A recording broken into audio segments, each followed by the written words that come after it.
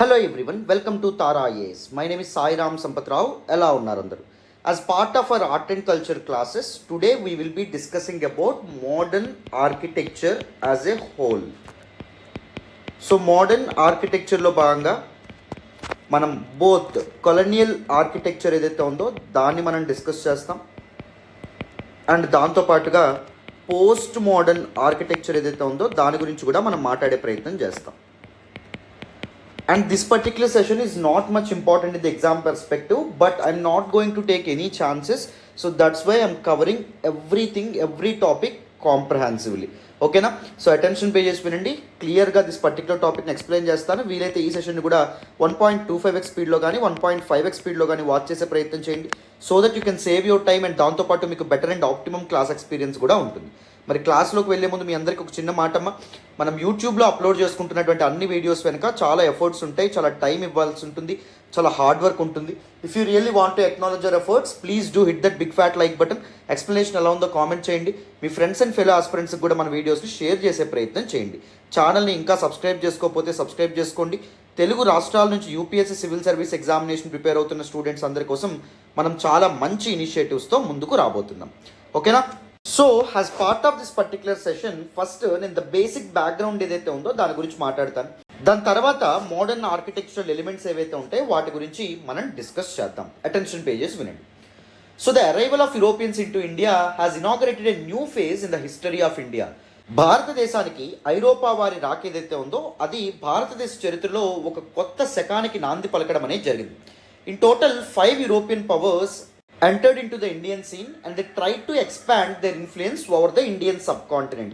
మొత్తం 5 European powers ఇండియాలోకి enter అవ్వడం అనేది జరిగింది. One is the Portuguese were followed by the Dutch or the people from Netherlands అమ్మ, and Dutch were followed by the British or English. The British were followed by Danes or the people from Denmark. Danes were followed by French. So the first European power to enter into the Indian subcontinent, that is Portuguese, and the last European power to enter into the Indian scene, that is French. And the most dominant power ఏంటి ఇందులో British or English అని చెప్పి మనం చెప్పుకోవచ్చు. Right after entering India these European powers wanted to eliminate the competition. For example Portuguese వాళ్ళు మిగిలిన competitors అందరినీ wipeout చేసి వాళ్ళు మాత్రమే డామినెంట్గా ఉందాం అనుకున్నారు. But the struggle for supremacy or dominance ఏదైతే ఉందో దానిలో విజయం సాధించినటువంటి వాళ్ళు ఎవరు? The British or English. So చాలా ఎక్స్పాన్షనిస్ట్ పాలసీస్ ఏవైతే ఉంటాయో వాటిని ఉపయోగించి majority of Indian subcontinent తమ కంట్రోల్లోకి తీసుకురావడం అనేది జరిగింది. Initially British entered India as traders but they slowly attain to the position of rulers అమ్మ. ఒక వర్తక వాణిజ్య వ్యాపారులుగా మాత్రమే వాళ్ళు రావడం అనేది జరిగింది. తర్వాత ఇండియన్ సబ్ కాంటినెంట్ ఏదైతే ఉందో దాన్ని తమ కాలనీగా మార్చుకొని వాళ్ళు ఇక్కడ రిసోర్సెస్ని ఇక్కడ పీపుల్ని ఎక్స్ప్లాయిట్ చేయడం అనేటువంటిది జరిగింది. So almost all spheres of Indian life మీద యూరోపియన్ పవర్స్ ఎవరైతే ఉన్నారో వాళ్ళ యొక్క ఇన్ఫ్లుయెన్స్ వాళ్ళు చూపించడం అనేది జరిగింది. They try to expand their influence over the Indian subcontinent and over the lives of people. And architecture మీద కూడా వీళ్ళ యొక్క ఇన్ఫ్లుయెన్స్ సిగ్నిఫికెంట్గా ఉండడం అనేటువంటిది జరిగింది. సో కొలోనియల్ ఆర్కిటెక్చర్ ఏదైతే ఉందో, కొలోనియల్ రూలర్స్ ఇండియన్ సబ్ కాంటినెంట్లో ఇంట్రడ్యూస్ చేసినటువంటి ఆర్కిటెక్చరల్ ఎలిమెంట్స్ ఏవైతే ఉంటాయో ఫస్ట్ మనం దాన్ని మాట్లాడిన తర్వాత పోస్ట్ మోడర్న్ ఆర్కిటెక్చర్ ఏదైతే ఉందో దాని గురించి కూడా మనం మాట్లాడదాం. ఈవెన్ పోస్ట్ మోడర్న్ ఆర్కిటెక్చర్ కూడా it was largely influenced by the colonial powers it self. Okay, so డీటెయిల్డ్గా మాట్లాడదాం. అటెన్షన్ పేజెస్ వినండి, క్లియర్గా మీకు దిస్ పర్టికులర్ టాపిక్ అర్థమవుతుంది. Not much important topic in the exam perspective but still we need to cover this one. Okay, వినండి అమ్మా. So let us look at this modern architecture. Modern ఆర్కిటెక్చర్లో భాగంగా 2 parts ఉంటాయి. One is colonial architecture, second one వచ్చేసి post modern architecture. డీటెయిల్గా మాట్లాడదాం, వినండి. So the arrival of Europeans into Indian scene coincided with the decline of Mughal Empire, which started a power struggle among 5 European powers. One is Portuguese, second one Dutch, third one British, fourth one Danes and fifth one French గా మనం చెప్పొచ్చు. Europeans Indian సబ్ కాంటినెంట్లో అడుగుపెట్టిన సమయంలోనే Mughal empire and Mughal rule ఏదైతే ఉందో అది decline అవ్వడం అనేది జరిగింది. మొఘల్ రూల్ ఎప్పుడైతే డిక్లైన్ అవ్వడం అనేది జరిగిందో, since there is a lack of influential people, influential rulers in the Mughal court, what happened, even Mughal style of architecture, Mughal style of Indo Islamic architecture ఏదైతే ఉందో అది డిక్లైన్ అవ్వడం అనేటువంటిది జరిగింది. ఈ న్యూ సూపర్ పవర్స్, ఈ న్యూ కొలోనియల్ పవర్స్ ఎప్పుడైతే emerge అయ్యారో, సో వీళ్ళ యొక్క ఇన్ఫ్లుయెన్స్తో కొత్త ఆర్కిటెక్చరల్ స్టైల్ ఏదైతే ఉందో అది ఎమర్జ్ అవ్వడం అనేటువంటిది జరిగింది. All these European powers, they undertook numerous constructions and numerous monuments వాటి యొక్క స్టైల్స్ ఏవైతే ఉంటాయో అవి మనం మాట్లాడే ప్రయత్నం చేద్దాం. So the first and foremost thing, the main aim of the architectural style introduced by these people Europeans was to house their organisations, వాళ్ళ యొక్క ఆర్గనైజేషన్స్ని, వాళ్ళ పీపుల్ అండ్ దాంతోపాటు వాళ్ళ స్టోర్ హౌసెస్ ఏవైతే ఉంటాయో వీటన్నిటిని ఏర్పాటు చేసుకోవడానికి వాళ్ళ కన్స్ట్రక్షన్స్ ఏవైతే ఉంటాయో వాటిని టేకప్ చేయడం అనేది జరిగింది. బట్ స్లోలీ సబ్సిక్వెంట్లీ ఎప్పుడైతే వాళ్ళు రూలర్స్గా మారడం అనేది జరిగిందో government organisations and government buildings ఏవైతే ఉంటాయో వాటిని కూడా బ్రిటిష్ వాళ్ళు ఏర్పాటు చేసుకోవడం అనేటువంటి జరిగింది especially. So if you look at the first European power that entered in to the Indian scene, that is Portuguese వాళ్ళ యొక్క ఇన్ఫ్లుయెన్స్ మన ఆర్కిటెక్చర్ మీద, మన ఆర్కిటెక్చరల్ స్టైల్ మీద ఎలా ఉందో చూద్దాం. చూడండి, the Portuguese rulers in India, the Portuguese traders in India, they introduce the Iberian style of architecture in India. ఇండియాలో ఇబేరియన్ పెనిన్సులా ఇలా ఉండేటటువంటి 2 important countries, that is Portugal and దాంతోపాటు స్పెయిన్, అక్కడ యొక్క ఆర్కిటెక్చరల్ స్టైల్ ఏదైతే ఉందో దాన్ని ఇంట్రడ్యూస్ చేశారు. సో అందుకే ఇబేరియన్ స్టైల్ ఆఫ్ ఆర్కిటెక్చర్గా మనం పిలవడం అనేది జరుగుతుంది. Initially they started building trading post, trading outlets ఏవైతే ఉంటాయో వాటిని వాళ్ళు కన్స్ట్రక్ట్ చేశారు. అండ్ దాని తర్వాత వేర్ హౌసెస్ ఏవైతే ఉంటాయి, ఇక్కడ చీప్ రా మెటీరియల్ ఏదైతే ఉందో దాన్ని స్టోర్ చేయడానికి వేర్ హౌసెస్ని కన్స్ట్రక్ట్ చేయడం అనేది జరిగింది. అండ్ దాని చుట్టూ వాళ్ళ యొక్క ఎంప్లాయీస్ ఎవరైతే ఉంటారో వాళ్ళకి క్వార్టర్స్ అనేటటువంటి ప్రొవైడ్ చేయడం అనేటువంటి జరిగింది. సో ఎప్పుడైతే అదర్స్ యూరోపియన్ పవర్స్ నుంచి కాంపిటీషన్ అనేది మొదలైందో they started fortifying all these things. అంటే ఈ వేర్ హౌసెస్, ఎందుకంటే ఒకరి మీద ఒకరు కాంపిటీషన్ ఉండడం వల్ల ఒకరి వేర్ హౌసెస్ని ఒకరు అటాక్ చేసుకోవడం ఇలా జరిగేది. సో అందుకే వేర్ హౌసెస్ లేకపోతే దీస్ ట్రేడర్స్ అండ్ దాంతోపాటు ఎంప్లాయీస్ యొక్క క్వార్టర్స్ ఏవైతే ఉన్నాయో, హౌసింగ్ ఏరియాస్ ఏవైతే ఉంటాయో వాటి చుట్టూ ఫోర్టిఫై చేసుకోవడం అనేది జరిగింది. సో అందుకే కోటలు కూడా వాళ్ళు నిర్మించుకోవడం అనేటువంటిది జరిగింది. ఫర్ ఎగ్జాంపుల్ మన కేరళలో ఫోర్ట్ కొచ్చి అనేటువంటిది కనిపిస్తుంది. కేరళలోని ఎర్నాకుళంలో చూస్తే చాలా అత్యద్భుతంగా ఉండడం అనేది జరుగుతుంది. That Portugal style of churches కానీ లేకపోతే ఆ హౌసెస్ కానీ మనకు క్లియర్గా అక్కడ కనిపించడం అనేటువంటి జరుగుతుంది. Kerala is very wonderful destination అమ్మ, వండర్ఫుల్ టూరిస్ట్ డెస్టినేషన్. ఇంత హెక్టిక్ స్కెడ్యూల్లో ఇంత ప్రిపరేషన్ ఈ మధ్యలో ఒక్కసారి ఒక 3-4 డేస్ కేరళ టూర్కి వెళ్ళి వస్తే మీకు నిజంగా చాలా రిఫ్రెష్ అవుతారు. చాలా తక్కువ కాస్ట్కి కూడా మీరు హ్యాపీగా కేరళ మొత్తాన్ని విజిట్ చేయొచ్చు. ఓకేనా, రైట్. కేరళలో దిస్ పర్టిక్యులర్ మాన్యుమెంట్స్ ఏవైతే ఉంటాయి ఇబేరియన్ స్టైల్ ఆఫ్ ఆర్కిటెక్చర్ సంబంధించిన మాన్యుమెంట్స్ కనిపిస్తాయి అన్నమాట. And majorly they introduce the concept of patio houses. Patio houses అంటే లుక్ లైక్ హౌసెస్గా చెప్పడం అనేటువంటి జరుగుతుంది. హౌసెస్ అన్ని ఒకేలాగా ఒకే మాదిరిగా ఉండేటటువంటి కాంప్లెక్సెస్ ఏవైతే హౌసింగ్ కాంప్లెక్సెస్ వీళ్ళు కన్స్ట్రక్ట్ చేయడం అనేది జరిగింది. అండ్ దాంతోపాటు బెరాక్ స్టైల్ ఏదైతే ఉందో దాన్ని కూడా ఇంట్రడ్యూస్ చేయడం అనేది జరిగింది. It involves the use of contrasting colours. చూడండి, ఇక్కడ 2 కాంట్రాస్ట్ కలర్స్ ఏవైతే ఉంటాయో వాటిని ఉపయోగించి కన్స్ట్రక్షన్స్ ఏవైతే ఉంటాయో వాటిని టేకప్ చేస్తూ ఉండేవాళ్ళు అనమాట. 16th century యూరోప్లో డెవలప్ అయినటువంటి 2 ఇంపార్టెంట్ ఆర్కిటెక్చరల్ స్టైల్స్ ఇవి, 2 ఇంపార్టెంట్ కాన్సెప్ట్స్ ఇవి. దాన్ని ఇండియాలో కూడా వీళ్ళు ఇంట్రడ్యూస్ చేయడం అనేటువంటిది జరిగింది. ఒక డ్రామాటిక్ ఎఫెక్ట్ ఏదైతే ఉందో దాన్ని క్రియేట్ చేయడం అనేటువంటి జరుగుతుంది. అంటే ఒక మాయ లాంటి, ఒక మిథ్య లాంటి ఎఫెక్ట్ ఏదైతే ఉందో దాన్ని ఆర్కిటెక్చరల్ స్టైల్ క్రియేట్ చేయడం అనేటువంటి జరుగుతుంది. మరి పోర్చుగీస్ సమయంలో ఇంపార్టెంట్ కన్స్ట్రక్షన్స్ మనం గమనిస్తే first one Cathedral in Goa, one of the most important port towns which were under the control of Portuguese. So even Goa is one of the wonderful destinations in India. So అక్కడ కనిపించేటటువంటి architectural styles కానీ ముఖ్యంగా old Goa ఏదైతే ఉందో అక్కడ చాలా అత్యద్భుతమైనటువంటి churches ఇవన్నీ మనకు కనిపించడం అనేటువంటిది జరుగుతుంది. ఓకేనా, సో Cathedral గోవా, ఇక్కడ ఒక లార్జ్ గోల్డెన్ బెల్ ఏదైతే ఉంటుందో అది ఉంటుంది. నేను చూపిస్తాను పిక్చర్ కూడా. గోల్డెన్ బెల్ ఏదైతే ఉందో అది కూడా కనిపిస్తుంది, very very famous. And next Basilica of Bom Jesus, so లేదా బాసిలికా ఆఫ్ హోలీ జీసస్ అని కూడా పిలుస్తారు. గోవాలో ఉన్నటువంటి one of the most important sites and ఇది యునెస్కో రికగ్నైజ్ చేసినటువంటి వరల్డ్ హెరిటేజ్ సైట్ కూడా.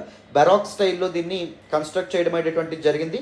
And important Portuguese spiritual teacher Saint Francis Xavier ఎవరైతే ఉన్నారో అతని యొక్క బాడీ కూడా ఈ పర్టికులర్ చర్చ్లోనే ఖననం చేయబడ్డం అనేటువంటిది జరిగింది. అండ్ దాంతోపాటు డయూ ఫోర్ట్ కూడా one of the most important కన్స్ట్రక్షన్స్గా మనం చెప్పొచ్చు. డయూ ఐలాండ్ యొక్క కోస్ట్లో ఉన్నటువంటి one of the wonderful fort ఇది. దీనికి ఒక లైట్ హౌస్ కూడా ఉండడం అనేటువంటిది జరిగింది. అండ్ దాంతోపాటు ఈ ఫోర్ట్ కాంప్లెక్స్లో డిఫరెంట్ చర్చెస్ కూడా కనిపిస్తాయి. సెయింట్ థామస్ చర్చ్ ఒకటి, సెయింట్ పాల్స్ చర్చ్ ఒకటి, and church of Saint Francis Assisi. So these churches ఏవైతే ఉంటాయో అవి కనిపిస్తాయి. గోవాలో ఉన్నటువంటి ఇంకొక ఇంపార్టెంట్ చర్చ్ ఏంటంటే church of saint Anne. So గోవాలో ఉన్నటువంటి తలౌలింలో మనకు కనిపించడం అనేటువంటి జరుగుతుంది. అండ్ డయూలోనే సెయింట్ పాల్స్ చర్చ్ ఏదైతే ఉందో అది కూడా one of the most important structures built using baroque style of ఆర్కిటెక్చర్గా మనం చెప్పొచ్చు. ఓకేనా, these are some important examples. So గోవాలో ఉన్నటువంటి సే కెథడ్రాల్ చర్చ్ ఏదైతే ఉందో అది మీకు కనిపిస్తుందని అనుకుంటున్నాను. And next basilica of Bom Jesus, that is in Goa as well. So ఇది కూడా మీకు ఇక్కడ కనిపిస్తుందని అనుకుంటున్నాను. వీలైతే గోవా విజిట్ చేసినప్పుడు ఓల్డ్ గోవా విజిట్ చేస్తే మీకు చాలా చర్చ్లు అనేటువంటి కనిపిస్తాయి, పోర్చుగల్ టైమ్స్ నాటి. And third thing is this is Diu fort అమ్మ. సో డయూ ఐలాండ్లో ఉన్నటువంటి one of the most important fort కాంప్లెక్స్గా చెప్పొచ్చు. ఇన్సైడ్ చాలా చర్చెస్ అనేటువంటి ఉంటాయి. For example Saint Thomas church, Saint Paul's church, church of Saint Francis Assisi, ఇవన్నీ మనకు కనిపించడం అనేది జరుగుతుంది. ఓకేనా. Next the French influence on Indian architecture గమనించండి. So French are the last European power who entered in to the Indian scene.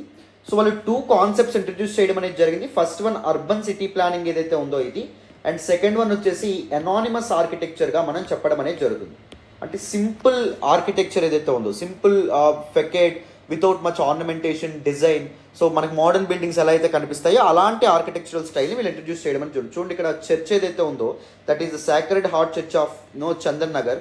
సింపుల్గా, ఎక్కువ ornamentation లేకుండా సింపుల్గా వాళ్ళు ఎలా కన్స్ట్రక్ట్ చేయడం అనేటువంటిది జరిగింది. దాన్నే ఎనానిమస్ ఆర్కిటెక్చర్గా మనం పిలుస్తాం అనమాట. Some important towns like Puducherry, present Pondicherry, and Chandan Nagar ఒకప్పుడు చాంద్రనాగూర్ అనే పేరుతో పిలిచేవాళ్ళు. కేరళలో ఉన్నటువంటి మాహే కానీ, తమిళనాడులో ఉన్నటువంటి కరైకల్, ఆంధ్రప్రదేశ్లో ఉన్నటువంటి యానాం, ఇలాంటి ఇంపార్టెంట్ టౌన్స్ ఏవైతే ఉంటాయో వాటిని వీళ్ళు బిల్డ్ చేయడం అనేటువంటి జరిగింది. And other examples of French constructions మనం చూస్తే the church of sacred heart of Jesus in Puducherry, మనకి పుదుచ్చేరి టూరిజం వెబ్సైట్ నుంచి డైరెక్ట్గా తీసుకున్నటువంటి పిక్చర్ అది. సో ఇలాంటి చర్చ్ అండ్ ఆర్కిటెక్చరల్ స్టైల్తో ముందుకు రావడం అనేది జరిగింది. The Sacred Heart church of Chandernagore or Chandannagar, so ఇది వెస్ట్ బెంగాల్లో ఉంది ప్రజెంట్.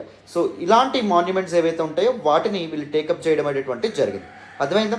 సో ఫ్రెంచ్ ఇన్ఫ్లుయెన్స్ కూడా మీకు క్లారిటీ వచ్చిందని అనుకుంటున్నాను. నెక్స్ట్ బ్రిటిష్ ఇన్ఫ్లుయెన్స్ గురించి మాట్లాడదాం, వినండి. So now let us look at the British influence. British were one of the most important and dominant European powers who ruled majority part of Indian subcontinent. One of the very important colonial powers గా మనం చెప్పొచ్చు.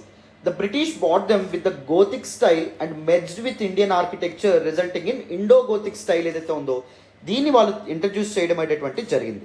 Gothic style was very prominent in Europe from 12th to 17th century. ఈ మధ్యకాలంలో చాలా develop అవ్వడం అనేది జరిగింది. So దాన్ని ఇండియన్ సబ్ కాంటినెంట్కి తీసుకొచ్చి ఇండియన్ ఆర్కిటెక్చరల్ ఎలిమెంట్స్ ఏవైతే ఉంటాయో అవి కూడా యాడ్ చేసి ఇండో గోతిక్ స్టైల్ అనే కొత్త స్టైల్ ఆఫ్ ఆర్కిటెక్చర్ ఏదైతే ఉందో దానికి వీళ్ళు కారణం అవ్వడం అనేది జరిగింది. అండ్ పోస్ట్ 1911 1911లో ఏం జరిగింది? Significant development, significant thing. So Calcutta నుంచి క్యాపిటల్ ఏదైతే ఉంటుందో దాన్ని ఢిల్లీకి మార్చడం అనేటువంటి జరిగింది. బ్రిటిష్ గవర్నమెంట్ యొక్క హెడ్ క్వార్టర్స్ని 1911లో కలకట్టా నుంచి ఢిల్లీకి మార్చారనమాట. సో ఢిల్లీలో ఎప్పుడైతే క్యాపిటల్ని మార్చడం అనేది జరిగిందో there was a need to establish government buildings and other structures etcetera. So కొత్తగా ఢిల్లీలో ఏర్పాటు చేసినటువంటి కన్స్ట్రక్షన్స్ ఏవైతే ఉంటాయో వాటికి న్యూ రోమన్ స్టైల్ ఏదైతే ఉంటుందో ది స్టైల్ ఆఫ్ ఆర్కిటెక్చర్ని ఉపయోగించడం అనేది జరిగిందమ్మా. ఓకేనా. సో ఇండో గోతిక్ స్టైల్ గురించి మనం మాట్లాడితే it is unique blend of Indian, Persian and Gothic styles of architecture and also known as Victorian style అనే పేరుతో కూడా పిలుస్తారు. So you can observe A fusion of Indian, Persian and Gothic styles ఏవైతే ఉంటాయి వాటిని ఈ స్టైల్ ఆఫ్ ఆర్కిటెక్చర్లో మనం గమనించవచ్చు. And if you look at some important features of Indo Gothic style, first important thing ఏంటంటే థిన్నర్ వాల్స్ అమ్మ. So buildings అనేటటువంటివి చాలా పెద్దగా ఎలాబొరేటివ్గా ఉంటాయి, బట్ కానీ వాల్స్ ఏవైతే ఉంటాయి ఇండో ఇస్లామిక్ ఎరాతో పోలిస్తే వాల్స్, గోడలు ఏవైతే ఉంటాయి అవి చాలా సన్నగా ఉండడం అనేటువంటి జరుగుతుంది. అండ్ ద ఆర్చెస్ ఏవైతే ఉంటాయి అవి పాయింటెడ్గా ఉండడం అనేది జరుగుతుంది. నేను నెక్స్ట్ పేజ్లో నేను చూపిస్తాను, ఓకేనా, పాయింటెడ్ ఆర్చెస్ ఎలా ఉంటాయి. సో మామూలుగా ఇండో ఇస్లామిక్ ఎరాలో కర్వింగ్ ఆర్చెస్ అనేవి మనం గమనించవచ్చు, బట్ కానీ ఇండో గోతిక్ స్టైల్కి వచ్చేటప్పటికి ఆర్చెస్ ఎలా మారినాయి, పాయింటెడ్గా మారడం అనేది జరిగింది. Large windows are the unique features of Victorian style. Windows చూడండి, మీకు ఇక్కడ గమనిస్తే చాలా పెద్ద విండోస్ మీకు ఇక్కడ కనిపించడం అనేటువంటి జరుగుతుంది. So it is one of the important ఫీచర్స్గా మనం చెప్పొచ్చు. Important examples for Indo Gothic style చూడండి, Victoria Memorial in Kolkata and Gateway of India in Mumbai. These two important examples. So Victoria Memorial in Kolkata మీకు ఇక్కడ కనిపిస్తుందని అనుకుంటున్నాను కిందది, and Gateway of India in Mumbai. So అక్కడ పక్కనే ఉన్నటువంటి తాజ్ హోటల్. సో ఇవి important examples for Indo Gothic స్టైల్గా మనం మాట్లాడచ్చు. సో ముంబైలో ఉన్నటువంటి గేట్వే ఆఫ్ ఇండియా ఇక్కడ గమనించండి.